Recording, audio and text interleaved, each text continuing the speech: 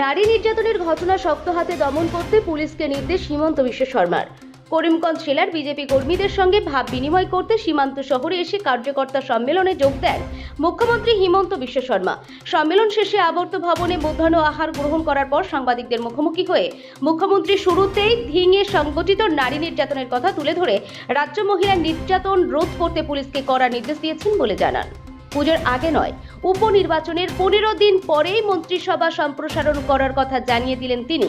এই মন্ত্রিসভায় স্থান পাচ্ছেন করিমগঞ্জের একজন বিধায়ক। এদিকে শহরের রাস্তাঘাট পুজোর আগে অর্থাৎ 2 মাসের মধ্যেই ঠিক করা হবে এবং এর জন্য আজ 20 কোটি টাকার মঞ্জুরি দিয়েছেন তিনি বলেও জানিয়ে দিলেন। অন্যদিকে বাংলাদেশে হিন্দু নির্যাতনের বিষয়টি নিয়ে প্রশ্ন করা হলে মুখ্যমন্ত্রী বলেন, বাংলাদেশের সংখ্যালঘু হিন্দুদের সুরক্ষা দিতে আন্তর্জাতিক চাপ সৃষ্টি করা প্রয়োজন। কতজন মানুষই বা এদেশে আসবেন? বেশিরভাগ মানুষদের তো ওখানেই থাকতে হবে। বাংলাদেশে টেক্সটাইল মিল বন্ধ হয়ে পড়ায় সেই সব মিলের শ্রমিকরা ভারতে আসতে চাইছে বলেও মন্তব্য করেন তিনি।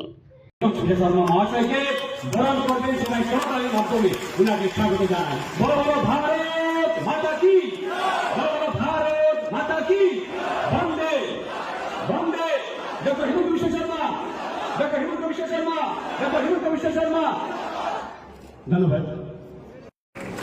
জেলা বিজেপির পক্ষ থেকে বহন করে নেবেন আমাদের এসসি মোর্চা সভানেত্রী অন্যতম উপসভাপতি দাদা রতিমা।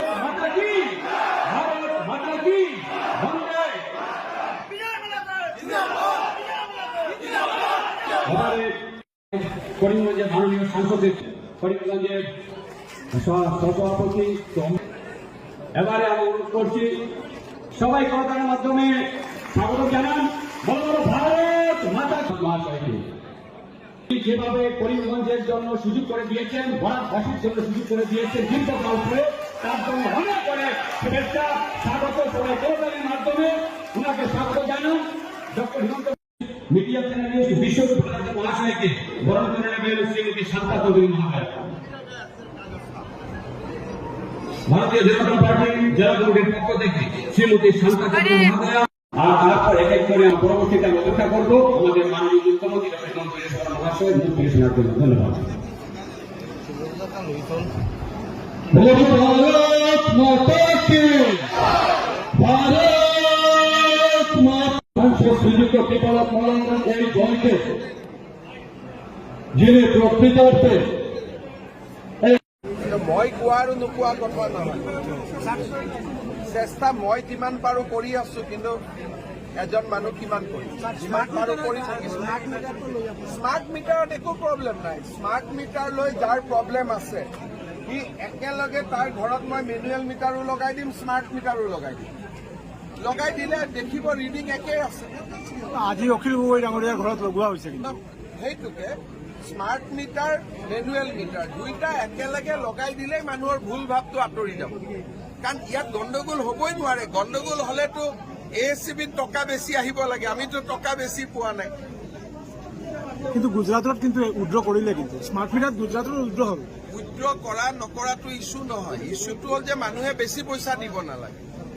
স্মাৰ্ট মিটাৰ লোৱাৰ পিছত মানুহে টকাটো কমি যায়। ঘৰত এনে ফেনটো চলাই আহে, মিটাৰত গৈ থোৱা দেখিলে ফেনটো বন্ধ কৰি দিয়ে। মই ভাবি চিন্তি কৰি আছো, এইটো মানুহৰ কাৰণে হেল্পফুল হয়।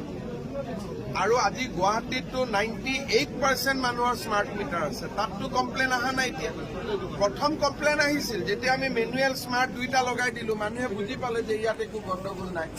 প্ৰব্লেমটো হয় কি, মানুহে লাষ্ট মাহৰ লগত ইলেক্ট্ৰিচিটি বিলটো কম্পেয়াৰ কৰে, এপ্ৰিলৰ লগত মে কম্পেয়াৰ কৰে। এপ্ৰিল ঠাণ্ডা থাকে, মে'টো গৰম। মে'ৰ লগত জুন কম্পেয়াৰ কৰে, জুনটো আৰু গৰম হয়। জুনৰ লগত জুলাই কম্পেয়াৰ কৰে, আৰু গৰম। জুলাইৰ পৰা আগষ্ট আৰু গৰম। কম্পেয়াৰ কৰিব লাগে August of 2024 and August of 2023। আৰু আমি সদায় চাই থাকো, আৰু মেক্সিমাম মানুহৰ স্মাৰ্ট মিটাৰ ইউজ কৰাৰ পিছত ইলেক্ট্ৰিচিটি কনজাম্পশ্যন কমিছে। যে আপোনালোকৰ ঘৰত দুইটা মিটাৰ আমি লগাই দিওঁ, মেনুৱেল মিটাৰ আৰু স্মাৰ্ট মিটাৰ। এতিয়া নিজে গম পাব। এনেইতো হুলস্থুল কৰি থাকি লাভ নাই। পৰীক্ষা কৰি চালে ভুল হলে আমি ভুল বুলি কম। পূজাত নাহো, বৰাকত অহাবাৰ আহিম। কাৰণ মনে আছেন বা যিনি মূল শব্দ আছেন সরকার ডক্টর হিমন্ত বিশ্ব শর্মা মঞ্চে উপস্থিত আছেন, যাদের কর্মীগুলো এই যুদ্ধ ছিল, যিনি তৎকালীন সংসদ ছিলেন, আর পরবর্তীতে যাকে দল মনোনয়ন দেওয়ার পর আমরা যুদ্ধে অবতীর্ণ হয়েছিলাম, সেই যুদ্ধের তিনি মূল গুণা ছিলেন। যুদ্ধটাকে কেন্দ্র করে যখন সামনে থেকে এই যুদ্ধ রচিত হয়েছিল, আর পুনর্বার দ্বিতীয়বারের সংসদ মাননীয় শ্রীযুক্ত যুবরাজ মাননীয় এই মঞ্চে উপস্থিত আছেন। आप लोग सबको बहुत बहुत धन्यवाद और अभिनंदन देना चाहते हैं। साउथ कोरियन और नॉर्थ कोरियन मुश्किल सीखे थे, लेकिन मुश्किल को भी आप लोगों ने संभव किया और नॉर्थ कोरियन में हम लोगों ने 6,000 वोटों का लीड दिया और साउथ कोरियन ने भी हम बहुत अच्छा रिजल्ट करके दिखाया। मैं आप लोगों को धन्यवाद देता हूँ। साथ में मैं हैदराबाद में गिरा था, हैदराबाद में भी बहुत अच्छा रिजल्ट दिया, जो हम सोच भी नहीं सकता था, इतना बढ़िया रिजल्ट दिया। जब ये रिजल्ट हुआ उसी समय हमारा राज्यसभा का 2 सीट वैकेंट हुआ। इसलिए एक सुनवाई साहब लोकसभा का एमपी बने और एक कामाख्या दत्ता हमारे लोकसभा का एमपी बने। दोनों राज्यसभा का एमपी ब्रह्मपुत्र वैली से था। चुनाव कमेटी का बैठक हुआ और मैंने बैठक में अमित शाह जी को बोला कि बराक वैली में हम लोगों को 2 सीट दिया है और विधानसभा में हम 10 सीट में लीड होने में हम कामयाब रहा है, इसीलिए इस बार का एक राज्यसभा सीट बराक वैली में जाना ही चाहिए। सीट अगर बराक वैली में आते हैं, बराक वैली का भी करीमगंज में ही जाना चाहिए। के लिए नामांकित किया गया और कॉन्टेस्ट का भी जरूरत नहीं हुआ, अनकॉन्टेस्ट लगभग जीत गया है, खाली फॉर्मेलिटी बाकी है और 26 तारीख को सर्टिफिकेट भी आप लोग मिल जाएगा। बराक वैली में 2009 से कोई राज्यसभा का सांसद नहीं था। बराक वैली থেকে राज्यसभाয় কেউ সংসদ ছিলাম না 2009 পরে। লাস্ট রাজ্যসভার সংসদ ছিলাম বরাক ভ্যালি থেকে কর্নেলিয় ভট্টাচার্য। করিমগঞ্জ থেকে মিশনদার নাম্বার 2 নম্বর বার এমপি হবে। এখন বিজেপি চৌধুরী আমার মনে হয় এমপি ছিলাম তার 72 और 72 পরে আবার 2024 করিমগঞ্জে রাজ্যসভা সিট আছে। আমি আরো নতুন নির্বাচনী করতে কি লাগে মন্ত্রী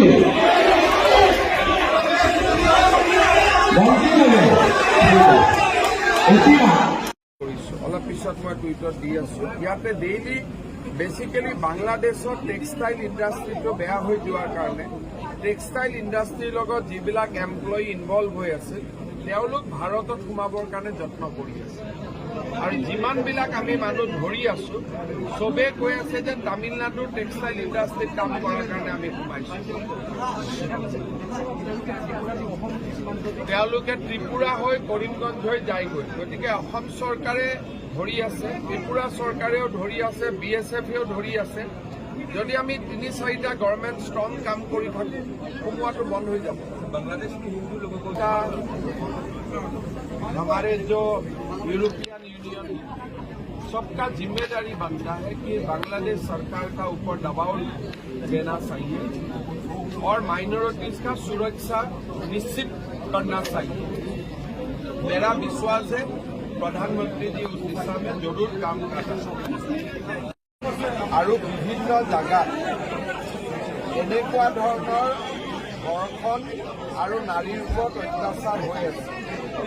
দিনত যিটো ঘটনা হৈ আছে, কেইদিনমান আগত স্প্ৰেৰ এটা ইনচিডেণ্ট হৈছিলে। স্প্ৰে মাৰি মহিলাক ধৰ্ষণ কৰাৰ চেষ্টাও হৈছিলে। এটাটো অলপমান লোকসভা ইলেকশ্যনৰ পিছত কিছুমান মানুহৰ অলপ মনোবল বৃদ্ধি হৈছে।